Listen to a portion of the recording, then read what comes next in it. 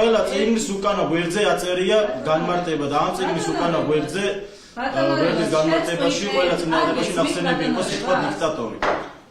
ზოგადად ის ნადიმიც იმასთან დაკავშირებული იმასთან იმაზეა თუ როგორია არის ტოტალიტარის და ტირანის ბოლო. ზოგადად ასია. ბოლოს ყველა ტოვებს დიქტატორს და თავისიანების კი ტოვებენ, რადგან თავის დროზე შიში და ძალაუფლება. ცეცხლი ოლიგარქია! რევოლუცია მარსეგაშინო ძვირფასო მკითხველო ილია ჭავჭავაძე. მონობას არადოდეს ერქმევა მშვიდობა.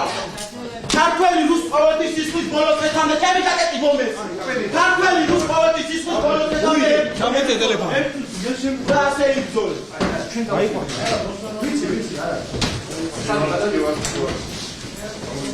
არ იქნება სამართალი, არ იქნება მშვიდობა.